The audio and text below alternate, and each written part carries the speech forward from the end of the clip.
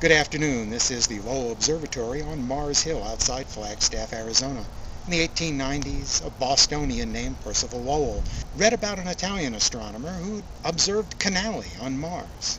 Inspired by this, Percival Lowell found this tract at 7,000 feet outside Flagstaff, Arizona, and built his own telescope with his family fortune, and set about making a map of those Martian canals.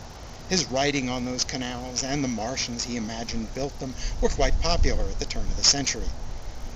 He even made a globe of those canals. I mention all this because the anime I'd like to talk about today in fact begins here with Percival Lowell and his Canals of Mars. Spirit of Wonder, the Scientific Boys Club.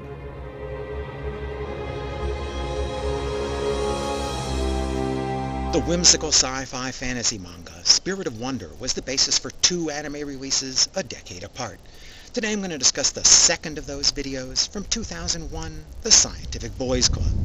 For some reason when Bandai released this in the US, it was billed as the Spirit of Wonder movie, though it's really a 2-part OVA bracketed by a pair of unrelated short Miss China stories.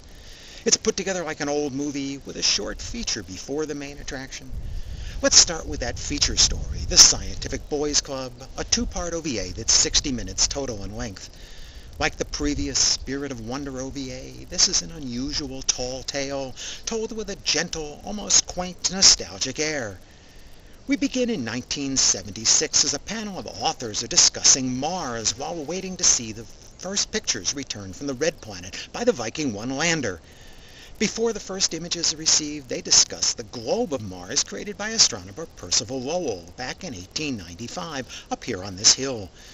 It shows the canals he famously thought he saw. That globe really exists, by the way, just not the canals it shows.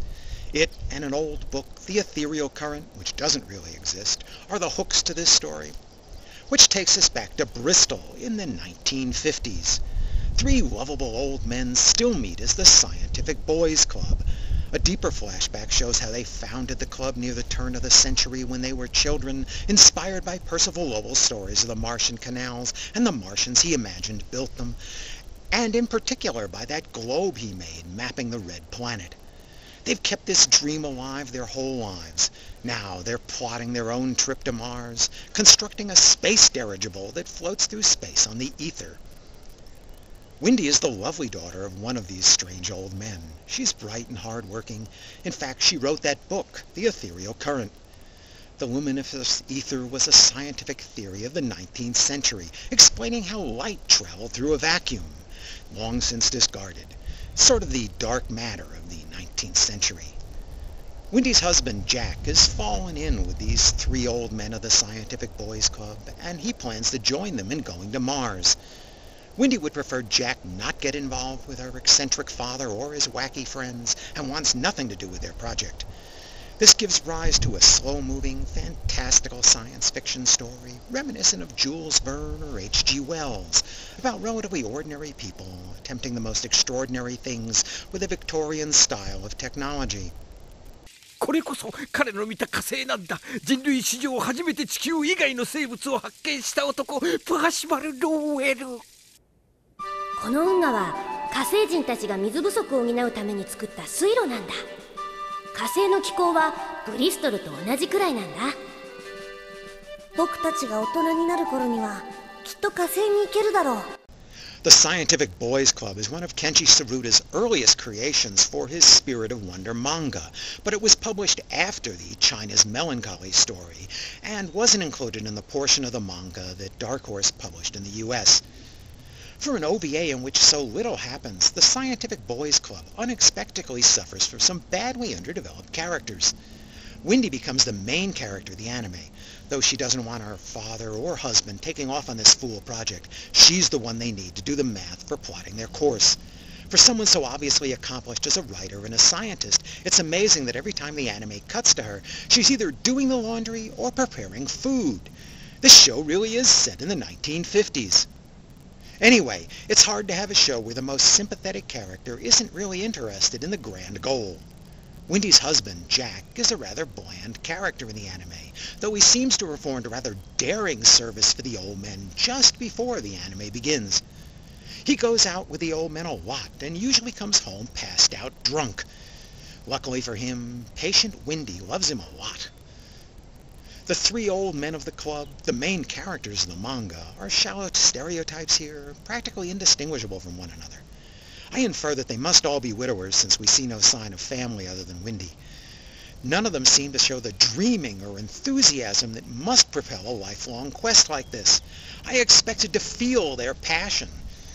The lone effort to give one of the old men an actual personality is to have Cooper be a lecherous old coot because nothing makes an old man more charming than upskirting young women.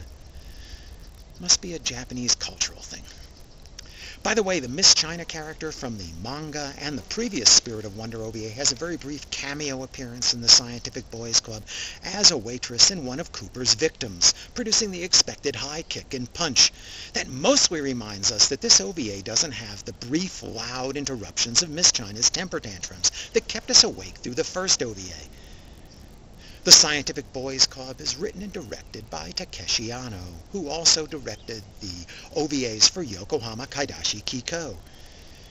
The animation doesn't have the budget of the previous Spirit of Wonder OVA and relies more on still images, repetitive motion, and static backgrounds for most of the story, especially in the early going. It's not intended to be an action show anyway. I didn't find the Scientific Boys Club as appealing as the China's Ring story from the previous OVA. I give it 3.5 stars. It has the same odd, whimsical view of science as Tall Tales and Legends, but there just aren't enough bright personalities and enthusiasm, humor, or charm to sustain the hour-long video. It's slow-moving, which is fine, but it feels slow, especially the first half. 問題発生か、クーパー。おお、ちょっとここを見てくれ。どれどれ。おお。ジャック。はい。ジャック、ちょっとな、わからないところがあるんじゃ。ウィンディ。何？さ。As I said, Bandai's US DVD release of the Scientific Boys Club includes 2 short Spirit of Wonder stories starring the 4 manga characters from the 1992 OVA.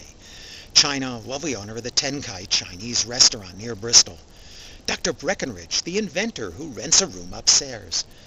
Jim, Dr. Breckenridge's young assistant and China's boyfriend. And Lily, who runs the town flower shop and the black market in hard-to-get parts. The first story, The Shrinking of Miss China, is only 10 minutes long. As the title suggests, China accidentally gets hit by Dr. Breckenridge's new shrinking ray. Honey, I shrunk the landlord. China shrinks a little each day, going from short to child size to disappearing in the grass.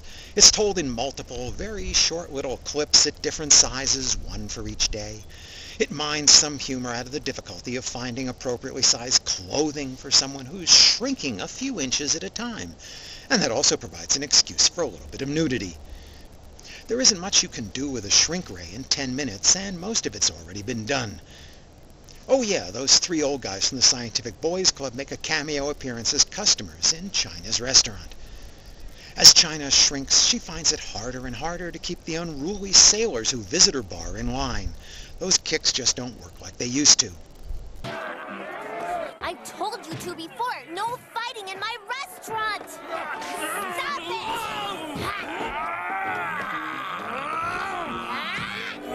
Achha!